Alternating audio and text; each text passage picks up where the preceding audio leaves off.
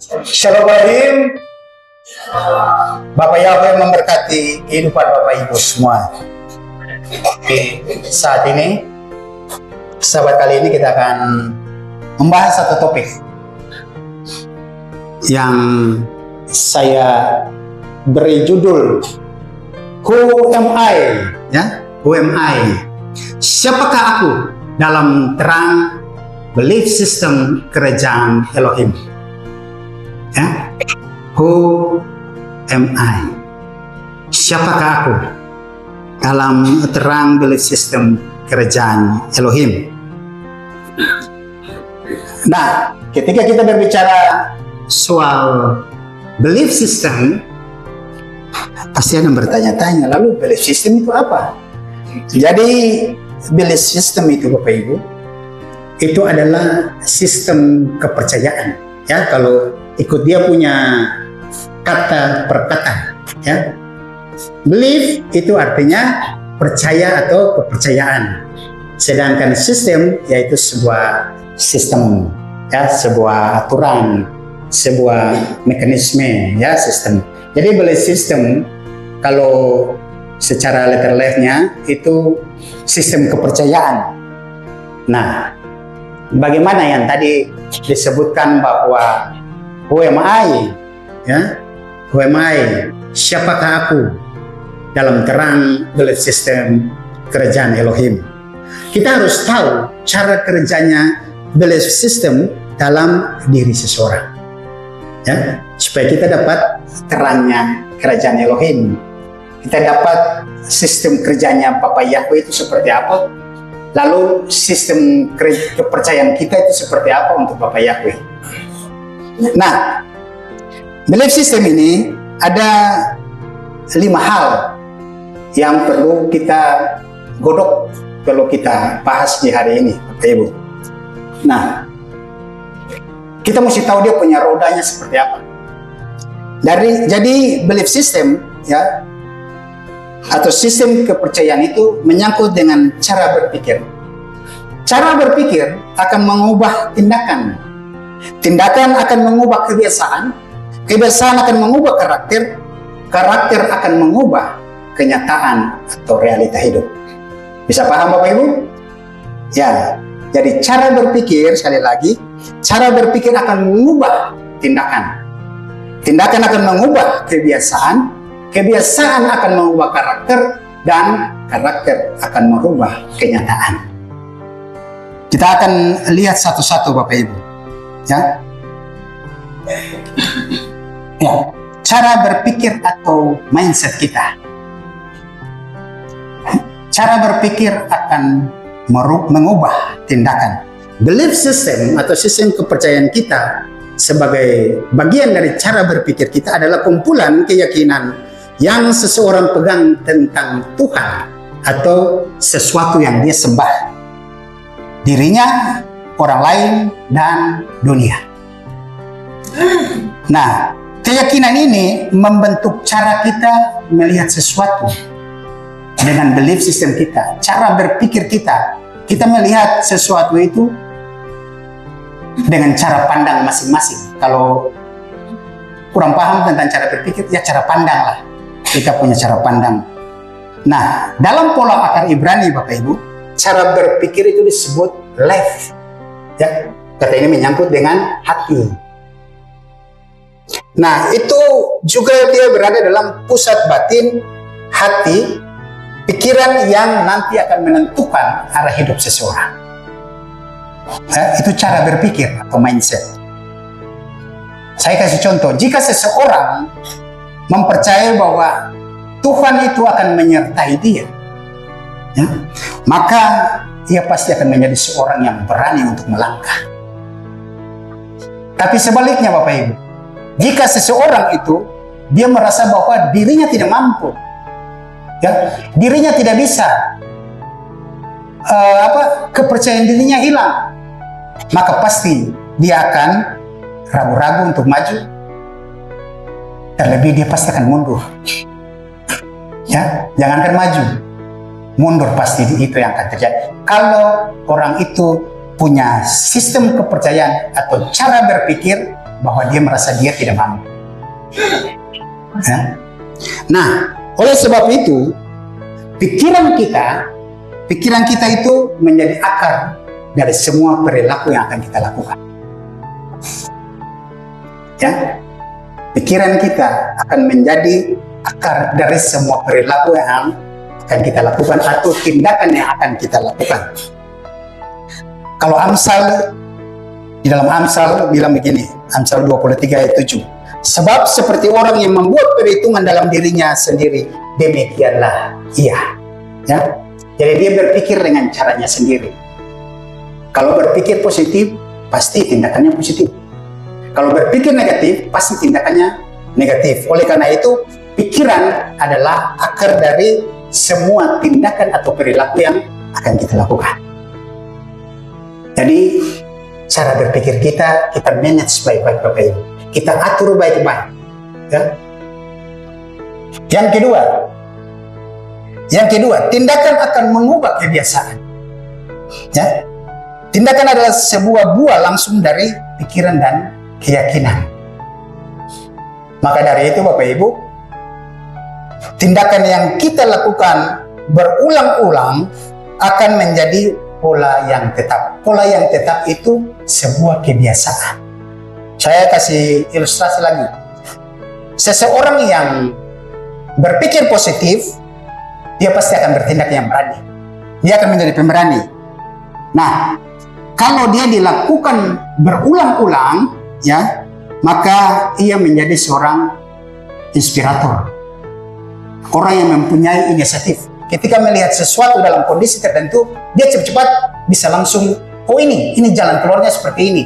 Oh ini kita harus berbuatnya seperti itu. Orang yang punya inisiatif.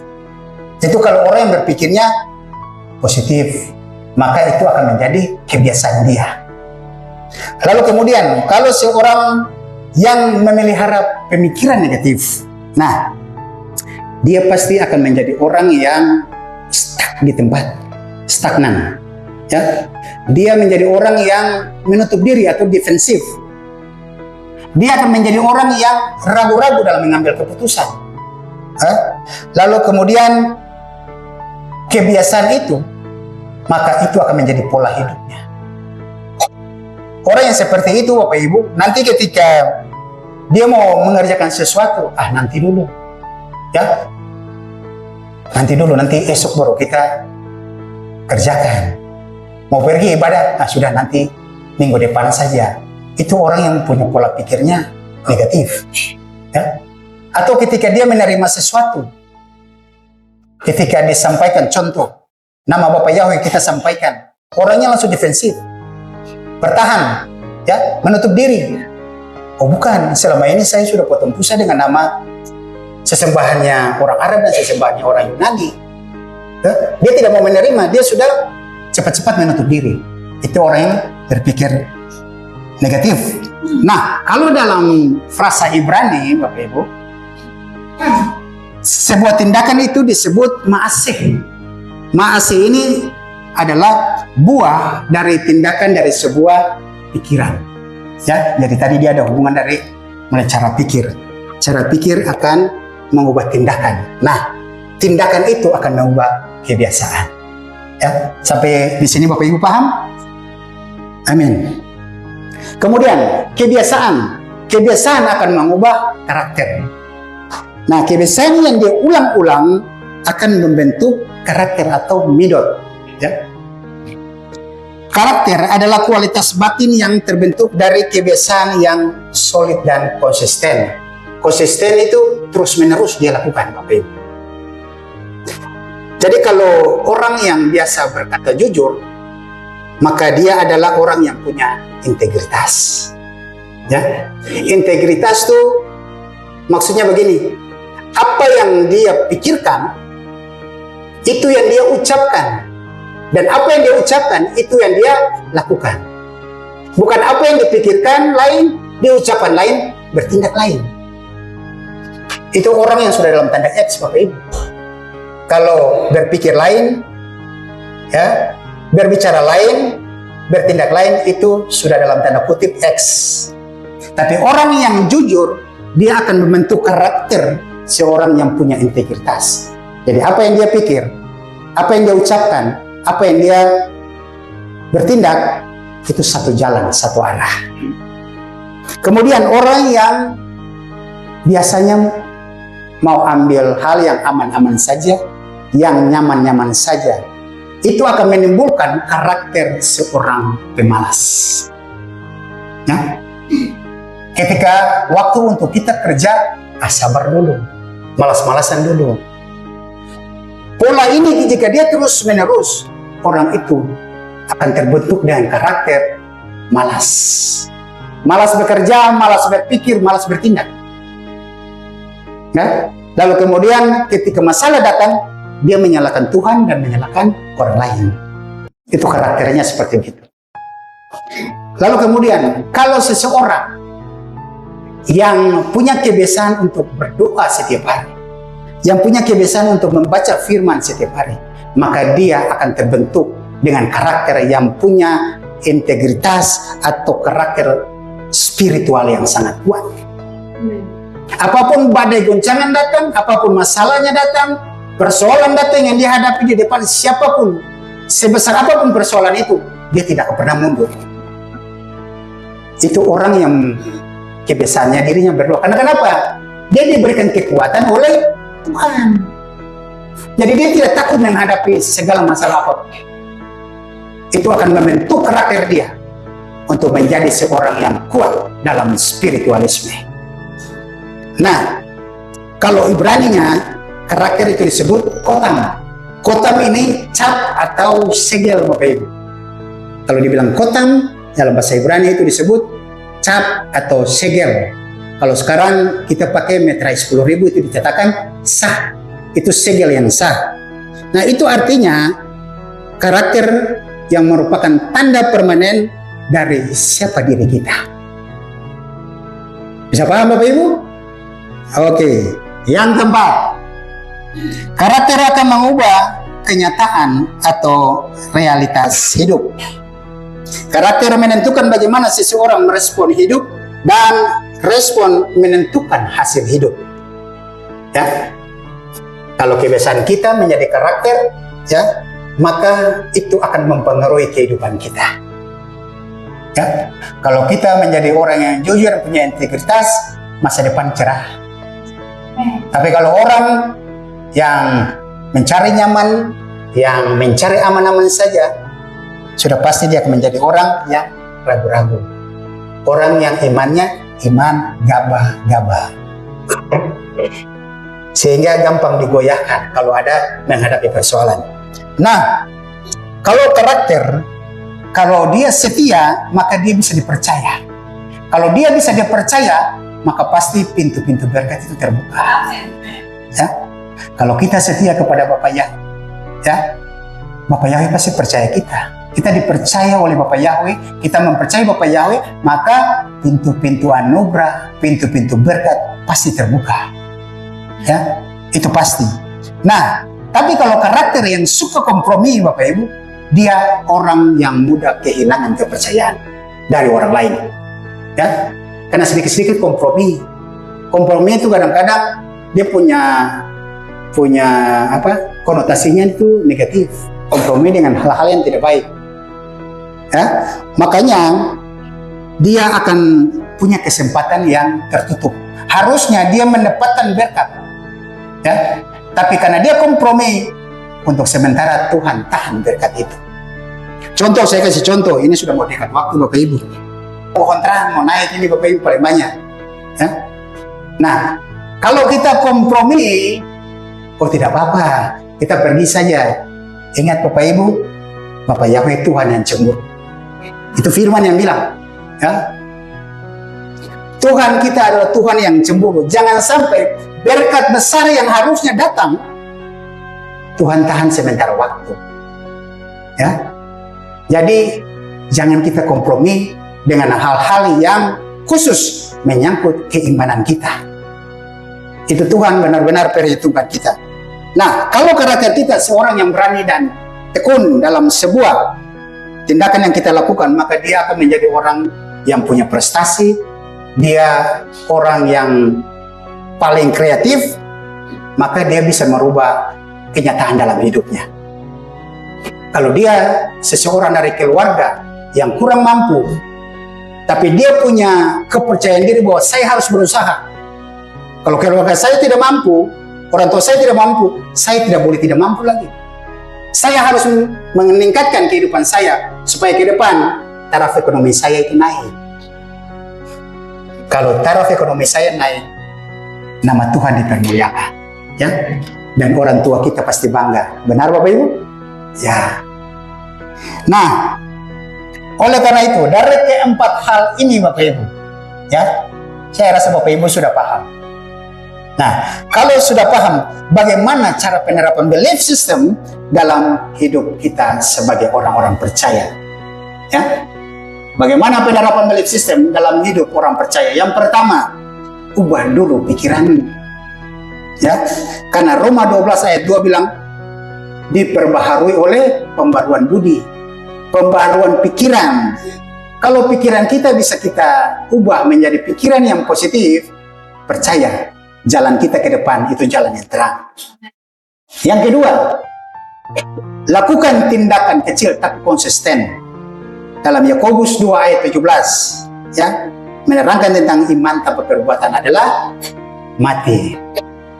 Jangan seperti kita, seperti Abu Nawas, pergi ke hutan, oh nanti saya tanam keladi, saya tanam singkong, ya, saya tanam rambutan, oh 1 tahun ini pasti sudah panen. Pulang lagi, esok lagi duduk di kebun, berpikir sampai 1 tahun pun tidak jadi apa-apa. Ya, jadi lakukan tindakan yang kecil. Seperti kita sebagai orang percaya, tindakan yang kecil, bangun pagi doa. Atau siapa yang bangun pagi kadang-kadang lupa berdoa karena sibuk dengan pekerjaan atau cepat-cepat pegang HP.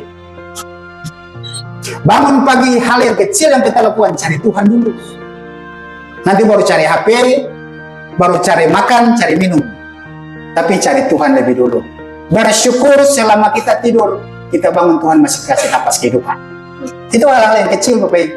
Tapi ketika kita konsisten melakukannya, percaya kita akan berada dalam sukacita dan damai sejahtera. Yang ketiga, bangun kebiasaan rohani.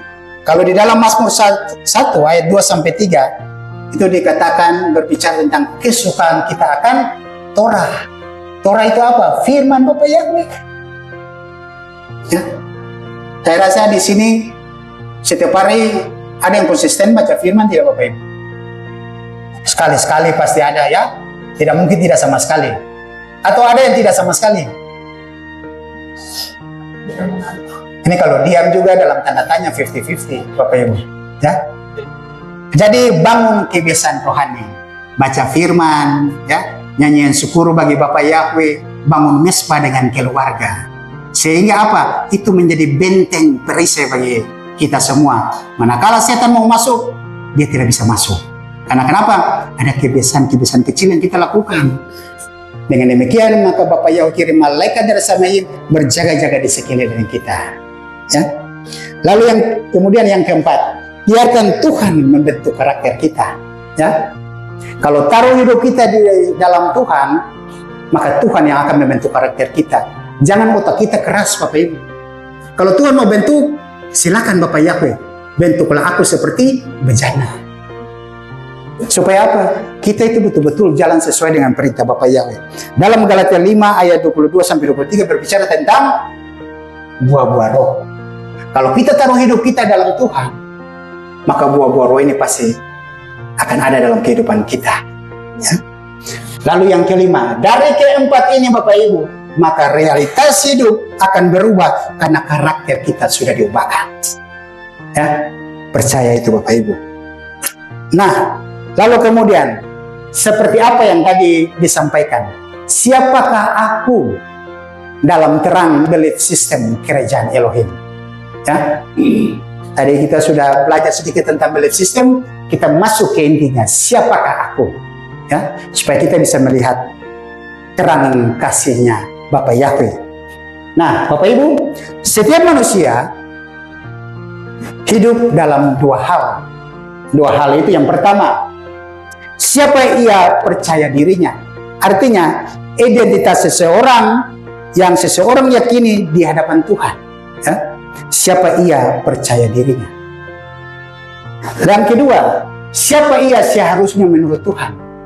Itu berbicara mengenai identitas berdasarkan rancangan Tuhan sejak semula. Ya, nanti kita akan bahas Bapak Ibu. Nah, pertanyaannya, what you believe about yourself? Ya, siapa yang bisa mengartikan Bapak Ibu? Ya, daripada susah-susah lagi, Bapak Ibu baca saja. Ya, apa yang kamu yakini tentang dirimu sendiri, itu yang akan menentukan seluruh arah hidupmu. Ya, itu yang terjadi Bapak Ibu. Yang diyakini itu menentukan hidupmu. Nah, dalam pola akar Ibrani, identitas berbicara tidak hanya soal nama, ya, tetapi tofiat nefes, yaitu gambaran jiwa yang terbentuk dari firman dan pengalaman. Bisa mengerti Bapak Ibu? Iya. Jadi dalam pola akar Ibrani, identitas tidak hanya berbicara soal nama, tetapi tofiat nefes, yaitu gambaran jiwa yang terbentuk dari firman dan pengalaman. Nah, berbicara mengenai identitas Bapak Ibu, identitas menentukan arah hidup kita. Kata lev atau hati, ya, atau kata hati, lev, bukan sekedar emosi, tapi sebuah pusat kepercayaan dari nilai dan keputusan. Nah, disinilah sistem kepercayaan atau belief system itu dari seseorang dia terbentuk. Di dalam Amsal 23 ayat 7 dikatakan begini, sebab seperti orang yang berpikir dalam jiwanya, demikianlah dia akan mengatakan kepadamu, makanlah dan minumlah, tetapi hatinya tidak bersamamu. Kira-kira itu seperti apa Bapak Ibu? Ya? Itu berarti kadang-kadang dia bermulut manis, tapi hatinya berkata lain. Itu tadi saya bilang, yang dipikirkan harus sama dengan yang diucapkan harus sama dengan tindakan. Nah, di sini firman kasih ingat, ya, jangan sampai yang dikatakan itu berbeda dengan yang ada di hati. Mungkin kita bermanis-manis berkata dengan orang yang tidak kita sukai, tapi sebenarnya dalam hati kita tidak suka orang itu. Itu contohnya seperti itu Bapak Ibu. Nah, artinya identitas seseorang merupakan wujud dari apa yang dia percaya dalam hatinya. Ya. Jadi kadang-kadang yang keluar di mulut itu tidak sama dengan yang ada di hati. Contoh bangsa Israel. Bangsa Israel itu bangsa pilihannya Bapak Yahweh. Tapi ketika mereka berjalan di padang gurun, mereka merasa dirinya seperti belalang. Itu firman yang bilang, mereka merasa dirinya seperti belalang. Itu maksudnya apa? Maksudnya mereka merasa diri mereka itu kecil, mereka merasa diri mereka itu tidak mampu, mereka hilang pengharapan, ya. Lalu mereka merasa tidak berdaya. Mereka bahkan merasa takut ketika berjalan di padang gurun. Padahal mereka ini sudah melihat sekian banyak mujizat yang Bapak Yahweh tunjukkan untuk mereka. Tapi karena sistem kepercayaan mereka, ya, pola pikir mereka itu pola pikir yang negatif, makanya mereka merasa takut. Nah, akibat dari rasa takut itu Bapak Ibu, Israel itu berulang-ulang kali menjadi budak di negeri orang. Harusnya mereka menjadi orang yang superpower. Sekarang baru jadi negara yang superpower. Tapi zaman dulu, mereka karena sistem kepercayaan yang negatif, maka mereka sering menjadi budak di tanah orang. Budak itu bukan 1-2 tahun Bapak Ibu, tapi berpuluh-puluh tahun. Bayangkan, hidup seseorang menjadi budak di tanah orang itu seperti apa? Pasti ditindas, disiksa, dibuat sesuka hati. Tapi mau bikin bagaimana? Tidak bisa. Nah, makanya ketika seseorang itu punya emosi, punya pusat kepercayaan yang tinggi terhadap Bapak Yahweh, maka pasti dia menjadi orang yang percaya diri, menjadi seorang yang pemberani, menjadi seorang yang punya pengharapan, menjadi seorang yang punya imannya sangat kuat. Yang berikut Bapak Ibu, ya, siapakah aku menurut Tuhan? Nah, kalau ditanya siapakah aku menurut Tuhan, ada beberapa jawaban. Aku diciptakan serupa dan segambar dengan citra Elohim. Ya, ada di Kejadian 1 ayat 26 sampai 27. Itu berarti identitas pertama manusia bukan sebuah gambaran kegagalan dari Bapa Yahweh, tapi memang gambaran yang utuh yang Bapa Yahweh ciptakan kita sesuai dengan rancangannya. Kalau kita sudah sesuai dengan rancangannya, maka kita juga harus berjalan sesuai dengan Torahnya. Yang kedua, aku dipilih dan dikasihi. Ya, siapakah aku menurut Tuhan? Aku dipilih dan dikasihi. Itu ada di dalam Efesus 1 ayat 4 sampai 5. Jadi dipilih sebelum dunia dijadikan. Jadi kita ini orang-orang yang sudah terpanggil dan sudah terpilih. Jadi sebelum dunia diciptakan, di dalam kandungan ibu kita sudah dipilih menjadi orang-orang yang nanti akan diselamatkan oleh Bapa Yahweh. Ya? Nah, itu berarti ketika pertanyaannya, siapakah aku menurut Tuhan? Aku bukan masa laluku lagi. Aku orang yang sudah menang dari dosa-dosa.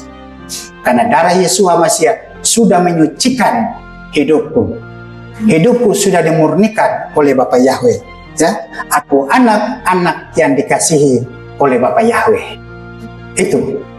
Yang ketiga, Bapak Ibu, jika ditanyakan, siapakah aku menurut Tuhan? Aku dibenarkan dalam Yesus Masih. Di dalam 2 Korintus 5 ayat 17, Tuhan katakan yang sudah lama biarkan sudah berlalu. Jangan ingat-ingat lagi dosa kita. Kalau kita sudah dimurnikan, kita sudah dipilih, sudah dikasihani, jangan lagi balik ke belakang. Berjalan ke depan. Kalau balik ke belakang maka akan seperti istri lo. Ya, jangan sudah jalan ke depan masih balik muka. Ini cewek bawah belum ada. Ya, atau ini beta perlu make up. Ya. Yang sudah ya Tuhan sudah bawa keluar, jalan ke depan, tetap menatap ke depan, jangan berbalik ke belakang. Ya. Yang berikut, yang keempat, aku adalah bait Roh Kudus. Ya. Hidupku punya nilai kekal.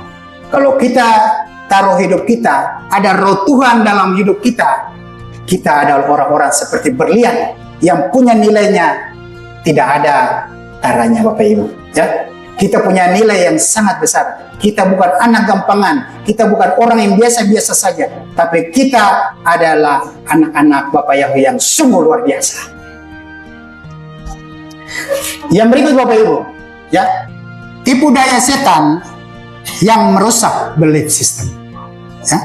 Setan itu tidak bisa mencabut berkat Tuhan, benar? Tidak bisa. Tapi setan bisa merusak sistem kepercayaan kita. Yang tadi saya katakan, seharusnya kita sudah dapat berkat ini. Tapi karena kita kompromi, kita masih melakukan hal-hal kedagingan, kita masih kompromi dengan dosa, maka Bapa Yahweh tahan berkat itu. Itu cara kerjanya setan untuk merusak belief system kita, merusak kepercayaan kita kepada Bapa Yahweh. Padahal kita sudah yakini, pasti saya dapat berkat. Tapi ketika setan merusak belief system kita, kepercayaan kita, maka berkat yang harus dapat dia tertunda, Bapak Ibu. Ya? Karena di dalam Yohanes 8 ayat 46 katakan setan itu bapa segala dusta. Ya. Dustanya seperti apa, Bapak Ibu? Kadang-kadang ringan-ringan saja, tapi kita tidak sadar sebagai orang percaya. Dia selalu mendikte kita, ya. Dia akan selalu mengintimidasi kita. Kamu itu bukan orang yang berharga. Ya, apalagi kita dari keluarga yang biasa-biasa saja.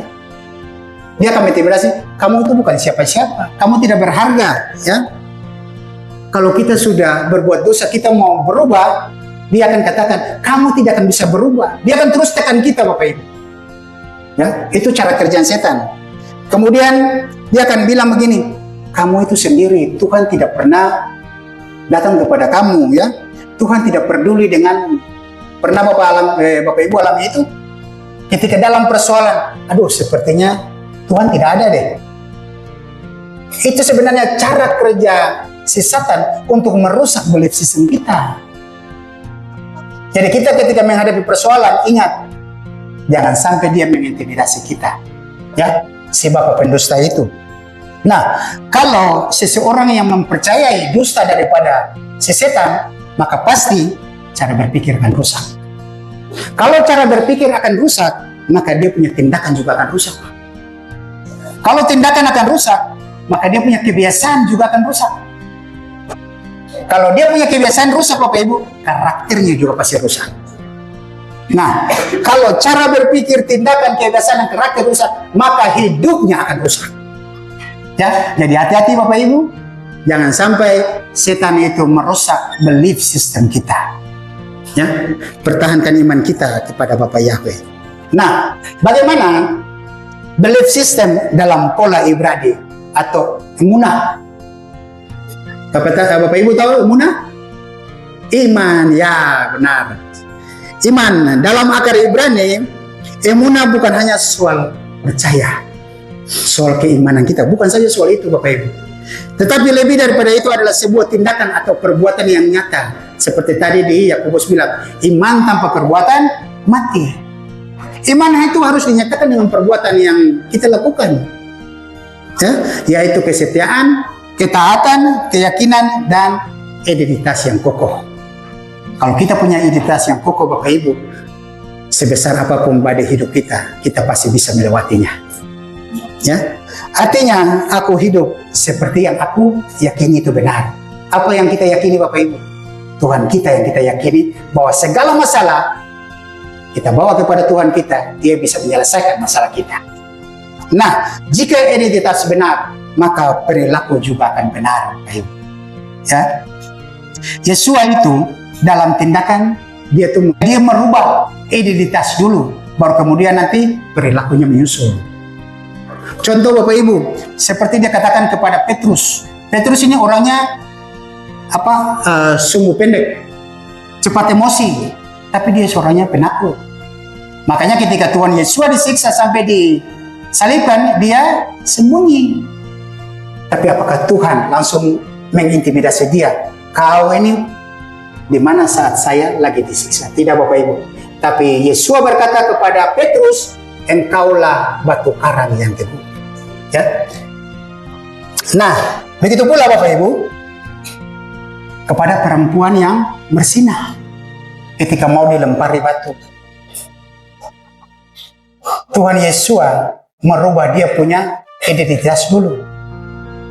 Identitasnya dulu seperti seorang pelacur, maka Tuhan Yesus angkat dia. Tuhan Yesus ampuni dia. Tapi kemudian Tuhan Yesus katakan, pergi dan jangan berbuat dosa lagi. Itu berarti ketika hidupmu sudah diperbaharui, hidupmu sudah disucikan, maka Torah akan ikut dengan kamu. Firman akan ikut dengan kamu itu. Hidup kita sudah diperbaharui. Identitas kita sudah menjadi orang yang sudah disempurnakan oleh Bapa Yahweh. Mari kita berjalan sesuai dengan firman-Nya Bapa Yahweh. Nah, begitu pula dengan Gideon Bapak Ibu. Ketika dia memimpin pasukan Israel untuk berperang, dia bawa ribuan, tapi kemudian Tuhan pilah sampai hanya tinggal 300 orang. Tapi apakah 300 orang itu dia kalah? Tidak. Dia pergi berperang dan dia balik dengan kemenangan. Itu Bapak Ibu. Itu berarti Bapak Ibu, Bapa Yahweh menyebut kita bukan dengan keadaan kita saat ini, bukan dengan kekurangan kita, bukan dengan kelemahan kita, bukan dengan apa yang sementara kita rasakan, tapi Bapa Yahweh menyebut kita seperti apa menurut rancangannya. Ya? Jadi kita berjalan itu sesuai dengan rancangan Bapa Yahweh. Bapa Yahweh tidak akan mengintimidasi kita. Kau berbuat dosa, kau sudah bikin ini, kau sudah bikin itu. Tidak Bapak Ibu. Itu kelemahan-kelemahan kita. Bapa Yahweh tidak melihat kelemahan kita. Bapa Yahweh melihat bagaimana tindakan kita untuk merubah diri kita menjadi orang-orang yang betul-betul percaya kepada Bapa Yahweh. Nah, yang berikut, bagaimana mengubah belief system yang negatif? Yang pertama, isi hati dengan kebenaran firman. Pembaruan pikiran Bapak Ibu dimulai dengan firman Tuhan yang masuk di dalam hidup kita. Kalau hidup kita tidak ada firman Tuhan, saya yakin dan sangat percaya kita pasti berjalan ke arah yang tidak baik. Kita pasti berjalan ke arah kebinasaan. Kita pasti berjalan ke arah yang kehancuran. Karena kenapa? Firman tidak hidup di dalam kita. Kita berjalan sesuai dengan kehendak bebas kita. Ya? Kalau Roma 12 ayat 2 katakan seperti ini. Dan janganlah menjadi serupa dengan zaman ini, tetapi biarlah kamu diubah oleh pembaruan pikiranmu, agar kamu membuktikan apa itu kehendak Elohim yang baik, yang berkenan, dan yang sempurna. Kita menjadi orang yang sempurna, ya, karena kita tidak sama dan serupa dengan zaman ini. Zaman ini boleh tunduk kepada tanda binatang, kita tidak tunduk kepada tanda binatang. Kita tunduk kepada otoritasnya Bapa Yahweh di dalam nama Yeshua HaMashiach. Yang kedua, deklarasi identitas Yeshua HaMashiach setiap hari. Mulut menguatkan keyakinan hati. Itu kata Amsal 18 ayat 21. Mati dan hidup ada dalam kuasa lidah, dan orang yang mencintainya akan memakan buahnya. Hati-hati dengan lidah Bapak Ibu. Ya. Kalau orang dunia katakan mulutmu adalah harimaumu. Nah, sekarang sudah sedikit berubah Bapak Ibu. Jempolmu adalah harimau jempolmu. Ya, kadang-kadang orang sudah tidak berkata dengan lidah, dengan mulut, tapi jempol yang main Bapak Ibu, jempol. Ya, tiba-tiba naik di status WhatsApp, tiba-tiba naik di status IG, tiba-tiba naik di Facebook. Banyak orang Bapak Ibu. Orang akan kelihatan tidak berhikmat. Orang yang tidak berhikmat itu orang yang bodoh. Ya, banyak orang di Facebook seperti itu Bapak Ibu. Masalah rumah tangga kasih naik di Facebook. Masalah pacaran kasih naik di Facebook. Ya, emangnya mereka prihatin denganmu? Atau mereka cuma membaca dan menertawakan? Jadi hati-hati dengan mulut dan jempol. Ya, nah itu berarti deklarasikan Bapa Yahweh dalam hidup-hidupan kita itu lebih baik. Kasih naik firman di Facebook, kasih naik firman di IG, kasih naik firman di WhatsApp, itu lebih baik. Ya, daripada kita curhat kita punya isi hati. Nanti orang tahu-tahu kita punya isi hati. Oh, dia ini hari ini lagi galau. Mungkin putus cinta, atau mungkin karena istri lagi berantem sama suami, suami lagi berantem sama istri, kasih naik di Facebook. Jangan Bapak Ibu. Ya, jangan orang tahu-tahu kita punya isi hati. Lebih baik dia deklarasikan firman Bapak Yahweh untuk semua orang tahu. Supaya kalau orang bilang, Bapak Aldo, pasnya firman ini, baru Bapak Aldo tahu. Disitulah mulut kita menyatakan kebenaran. Kita bisa menjelaskan siapa itu Tuhan kita. Ya? Nah, yang ketiga, bangun kebiasaan positif. Yang tadi saya katakan, hal-hal yang kecil yang menjadi kebiasaan. Pagi hari berdoa, baca firman, ya, berkumpul untuk beribadah, berkumpul dengan satu frekuensi, ya, maka hidup kita pasti hidup dalam terang kasih Bapa Yahweh.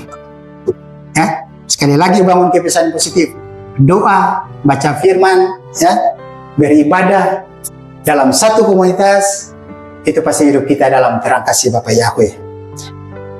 Lalu kemudian yang berikut, jika pertanyaannya seperti begini Bapak Ibu, who am I dalam Yeshua HaMashiach? Ya? Kalau ditanyakan, who am I? Siapakah aku dalam Yeshua HaMashiach? Jawaban yang benar. Satu, kalau dikatakan Bapak Ibu, aku anak-anak kerajaan Elohim. Yang kedua, aku dipanggil dan dipilih untuk berjalan dalam otoritas Elohim. Yang ketiga, aku bukan produk masa lalu, tapi produk anugerah Bapa Yahweh. Yang keempat, aku dibentuk dalam gambar Elohim. Dan yang kelima, aku punya masa depan yang penuh harapan. Amin. Sekarang saya tanya kepada Bapak Ibu semua, siapakah aku dalam Yeshua HaMashiach? Kita jawab bersama-sama. Aku adalah anak-anak kerajaan Elohim. Dua, aku dipanggil dan dipilih untuk berjalan dalam otoritas Elohim. Yang ketiga, aku bukan produk masa lalu, tapi aku produk anugerah Bapa Yahweh.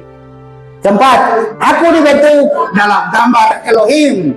Dan yang kelima, aku punya masa depan yang penuh harapan. Intinya adalah ketika seseorang membangun identitas, cara pandang atau kepercayaan tentang dirinya berdasarkan sesuatu yang tidak benar, maka seluruh arah hidupnya akan bergerak sesuai dengan kebohongan itu. Ini bukan sekedar pikiran sesat, tapi kepercayaan internal, belief system kita, yang menjadi dasar tindakan dan respon hidupnya.